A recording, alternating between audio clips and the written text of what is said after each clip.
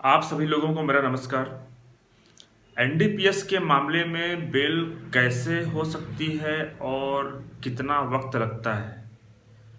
जिस किसी के परिजन या मित्र लोग फंसे हुए हैं एनडीपीएस के मामले में, तो ये सवाल उनके मन में ज़रूर गूंजता है कि किस प्रकार से बेल कराई जाए। एनडीपीएस के मामले में मैं आपसे कुछ बेल के जजमेंट शेयर कर रहा हूँ और इससे पहले भी किया हूँ। आज फिर से मैं एक जजमेंट शेयर कर रहा हूँ। ये 8.5 किलो गांजा का एक केस था, उसमें हाई कोर्ट के द्वारा बेल प्रदान की गई।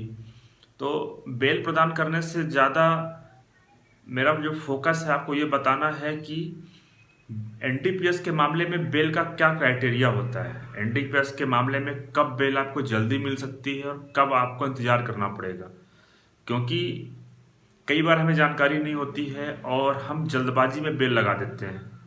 अब बेल आप लगा रहे हैं तो निश्चित रूप से आपको वकील को फीस भी देना पड़ेगा। अब अगर आप रिपीटेड बेल लगा देंगे 3-4 बार, कोई सर्कमस्टांस चेंज नहीं हुआ है, तो आपके लिए नुकसान होगा, फाइनेंशियली आपको लॉस होगा और रिजल्ट आपको मिलेगा नहीं, क्योंकि एनडीपीएस का एक्ट है, कुछ क्राइटेरिया फुलफिल होने के बाद ही बेल मिलता है। तो इस तरह से आज मैं जिस केस की चर्चा कर रहा हूँ, इसी केस के माध्यम से आपको कुछ बेल के संदर्भ में बातें बताऊंगा और साथ में ही कि आपको बेल कब लगाना चाहिए एनडीपीएस के मामले में, इस पर भी चर्चा करूंगा। तो आज हमने जो जजमेंट आपसे मैं जो शेयर करने वाला हूँ, ये है Deepak Kumar Kacher versus state of Chhattisgarh के नाम से है। आरोपी के कस्टडी से 8.5 किलो गांजा जब्त होता है अक्टूबर 2022 के महीने में। तो साथियों देखिए, एनडीपीएस के जितने भी मामले हैं, हर मामले में जो कॉन्ट्राबैंड होता है, जो मादक पदार्थ जो जब्त होता है, तो वो मादक पदार्थ कौन सा है और उसकी कितनी क्वांटिटी है, सबसे महत्वपूर्ण ये है। और आप जिस भी एनडीपीएस के सब्सटेंस के बारे में पकड़ा गया है, जिसके बारे में आप जानना चाह रहे हैं कि उसमें बेल कब मिलेगी, तो सबसे पहले आपको देखना पड़ेगा कि आखिर जो पदार्थ जब्त हुआ है उसकी स्मॉल क्वांटिटी क्या है और कमर्शियल क्वांटिटी क्या है, क्योंकि सारा जो बेल का जो कॉन्सेप्ट है इसी के इर्द गिर्द घूमता है कि स्मॉल क्वांटिटी है कि इंटरमीडिएट क्वांटिटी है कि कमर्शियल क्वांटिटी है। तो साथियों, आपसे मैं जिस जजमेंट की चर्चा कर रहा हूँ, इसमें गांजा जब्त हुआ था। गांजे की जो स्मॉल क्वांटिटी है वो है 1 किलो और कमर्शियल क्वांटिटी है वो है 20 किलो, और यहाँ पे जो जब्त हुआ था वो था 8.5 किलो, मतलब इंटरमीडिएट क्वांटिटी है। तो साथियों, मैं आपसे ये कहूँगा कि अगर आपके मामले में जो भी सब्सटेंस जब्त हुआ है, तो अगर उसमें अगर उसकी मात्रा या तो स्मॉल क्वांटिटी से कम है या तो फिर इंटरमीडिएट क्वांटिटी है, तो आपको चार्जशीट फाइल होने से पहले ही बेल मिल सकती है, संभावना है। लेकिन अगर आपके मामले में जो सब्सटेंस जो जब्त हुआ है वो अगर कमर्शियल क्वांटिटी को एक्सीड कर जा रहा है, तो फिर आपको मैं सजेस्ट करूंगा कि चार्जशीट फाइल होने के बाद ही बेल लगाइए, तो आपको हो सकता है कि बेल मिल जाए। इस मामले में क्या हुआ, इस मामले में 8.5 किलो गांजा था। 8.5 किलो मतलब इंटरमीडिएट क्वांटिटी है। हाई कोर्ट ने 2 महीने में आरोपी को बेल ग्रांट कर दिया। तो उसकी वजह क्या है, उसकी वजह यह है इसकी इंटरमीडिएट क्वांटिटी। आप स्क्रीन पे देखिएगा, हर एक सब्सटेंस की मात्रा अलग अलग होती है, उसकी कमर्शियल क्वांटिटी अलग होती है, उसकी स्मॉल क्वांटिटी अलग अलग होती है।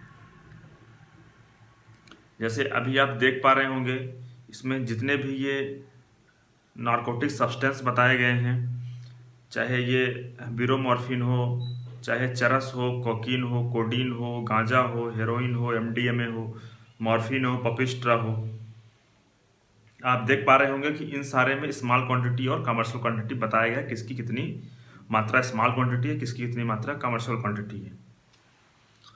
तो आपने ये लिस्ट देखा, तो अगर आप किसी की बेल कराना चाह रहे हैं तो सबसे पहले आप ये देखें कि कहीं वो कमर्शियल क्वांटिटी को एक्सीड तो नहीं किया है। अगर एक्सीड कर गया है तो फिर आपके बेल के रास्ते में एनडीपीएस एक्ट का सेक्शन 37 एक बाधा बनेगा, क्योंकि जो सेक्शन 37 है वो बार लगाता है कमर्शियल क्वांटिटी के मामले में बेल में। तो फिर आपको थोड़ा टाइम का वेट करना पड़ेगा। हो सकता है फिर आपको, अगर आप मेरिट पे जाना चाहते हैं अपने केस में कि गुण दोष में जाना चाहते हैं, तो फिर आपको उसका आर्गूमेंट करना पड़ेगा। या फिर ट्रायल जल्दी नहीं हो रहा है, उसका भी ग्राउंड ले सकते हैं। या फिर ट्रायल्स चल रहा है लेकिन आधे गवाह हो चुके हैं, तो उसका भी आप ग्राउंड ले सकते हैं। तो कंक्लूड मैं इस बात से करूंगा कि अगर आपका मामला कुछ ऐसा है तो सबसे पहले तो आप देखिए कि इस मामले में क्वांटिटी कितनी है। अब जैसे इस मामले में क्या हुआ था, इस मामले की चर्चा कर रहा हूँ आपसे, इंटरमीडिएट क्वांटिटी थी इसलिए 2 महीने में बेल मिल गई। अब दूसरा ये है कि ये एक हर केस में लागू होता है कि ट्रायल जल्दी कंक्लूड नहीं हो सकता है। तो हम लोग ऐसा बेल के जब आर्गूमेंट होता है तो ये एक वर्ड जरूर बोलते हैं कि there is a less possibility to conclude the trial in shortly. तो इस टाइप से भी एक आपको ये भी ग्राउंड मिलता है कि शॉर्ट टाइम में ट्रायल कंप्लीट नहीं हो पाएगा इसका। तो ये भी अपने आप में ग्राउंड होता है कि बिना ट्रायल कंप्लीट किए आप किसी को डिटेन कर रहे हैं लंबे समय तक, तो वो कहीं ना कहीं जो हमारा आर्टिकल 21 है इंडियन कॉन्स्टिट्यूशन का, तो उसका भी वायलेशन कहलाएगा। तो ये भी अपने आप में ग्राउंड होता है। तो इसलिए इस मामले में आरोपी को बेल ग्रांट कर दी गई 2 महीने में, क्योंकि इंटरमीडिएट क्वांटिटी थी। तो आपको मैं यही सजेस्ट करना चाहूँगा कि अगर आप बेल लगाने जा रहे हैं तो जल्दबाजी ना करें, क्योंकि आपको ऐसा हो सकता है कि ऐसा लगता हो कि नहीं ये हमारा रेयरेस्ट केस है, हमारे भाई मित्र परिजन पिताजी माता कोई भी हो जो आपके इस केस में जो कोई फंसे हुए हैं, तो कई बार जैसे आप लोग बताते हैं कि आपको काफ़ी जल्दबाजी रहती है, आप उनको जल्दी बाहर देखना चाहते हैं। तो आप थोड़ा सा धैर्य रखें और इस चीज़ को ज़रूर देखें कि कितनी क्वांटिटी है। अगर स्मॉल और इंटरमीडिएट क्वांटिटी है तो आप बेल बिल्कुल लगा सकते हैं, लेकिन आप अगर कमर्शियल क्वांटिटी है तो आपको मैं सजेस्ट करूँगा कि आपको इंतजार करना चाहिए उस समय का जब तक कि चार्जशीट फाइल ना हो जाए। धन्यवाद सर जी।